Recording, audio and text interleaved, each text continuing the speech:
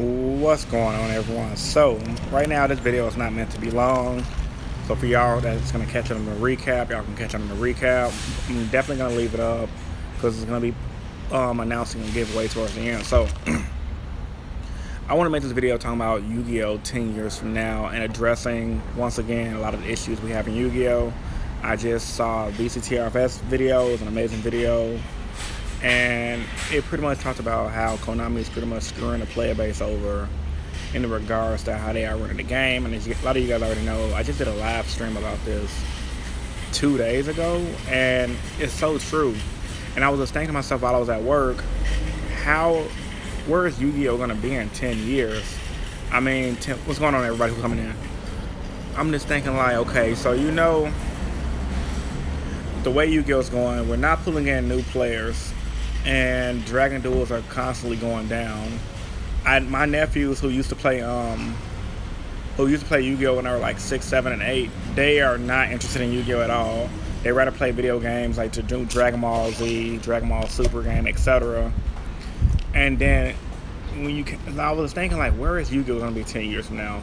If Konami keep on going the route they're going, I don't see Yu-Gi-Oh lasting another 10 years. Maybe 8 years, probably dying off the 10-year mark. And if they do reach the 10-year mark with new crazy game mechanics and etc., the game's gonna be so much a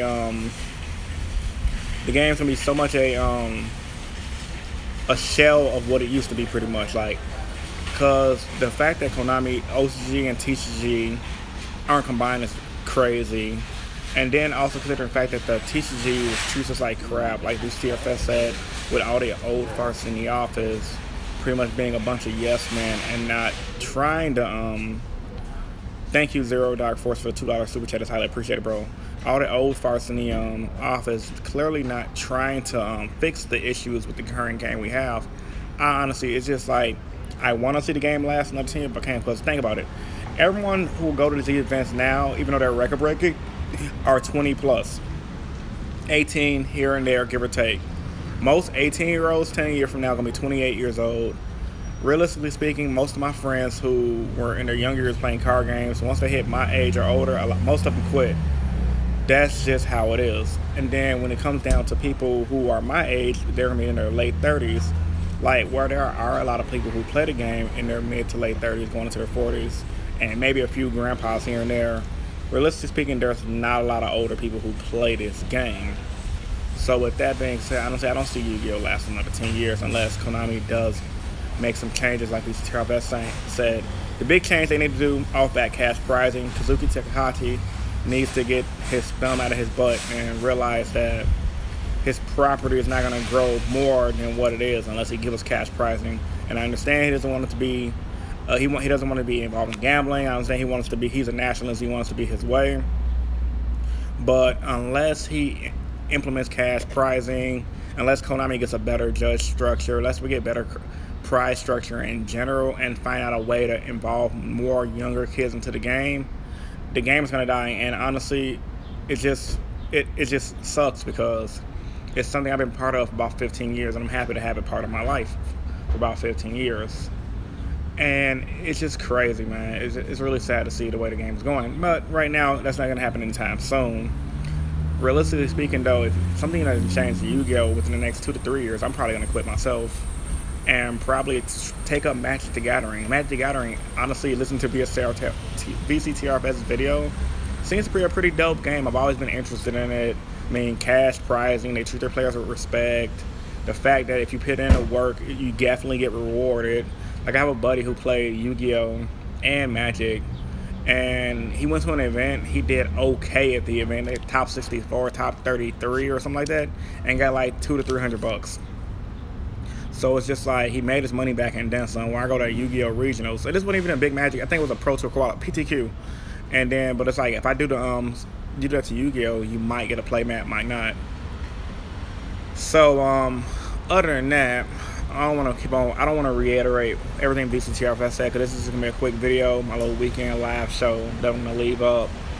I want to talk about my giveaway announcement. So, because I have to go back and get my lunch break in shortly. So, I'm going to be giving away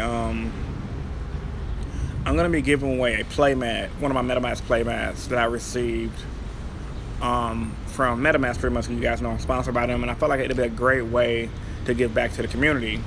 So the way I'm gonna do it, I'm gonna set up a Gleam, and I'm gonna do it for when I hit 12,000 subs. I'm gonna be doing the giveaway. So if you guys want to be entered into that giveaway, you guys make sure you like the video, comment on every video from this point in.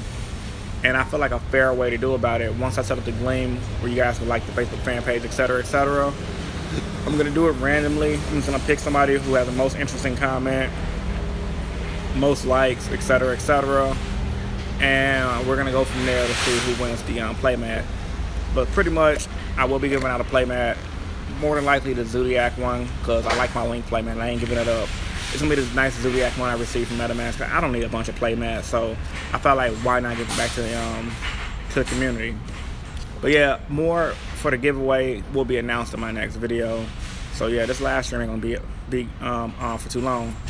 So with all that being said, guys, if you haven't liked the video, like the video already to support the channel and enter into that giveaway I'm gonna be doing. So yeah, man, this is Christmas. Oh yeah, one more thing I want to touch on too, what the VCTRF has talked about in this video when it came down to Konami just spitting in their players' face. It actually reminded me of how when Konami did do the Yu-Gi-Oh, when Konami did do the promotion for Yu-Gi-Oh Duel Links, they had a Pokemon tuber promoting the game, and that was just a complete spit in the face for Yu-Gi-Oh players. Like, I was so heated when I found that. I'm like, why not make a capital G?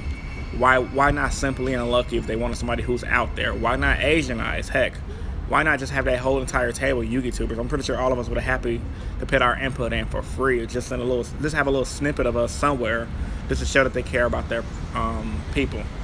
But they see no value in us, and honestly, that's just disrespectful in my opinion. Because we promote the game out for free, and honestly, that just makes me not even want to play this game anymore, because it's like, the way the game is unbalanced, they're blatantly just trying to just rip us off, and they just don't care about no one but making money, and the price are just crap. So I pretty much said everything I had to say about this topic. Shout out to VCTRFS for making a video. Shout out to OEasy the Legend for making a video. Check his channel out. If he watches this video, he can link himself in the description below. So yeah, man, Innovation Yu-Gi-Oh! Signing out. Peace.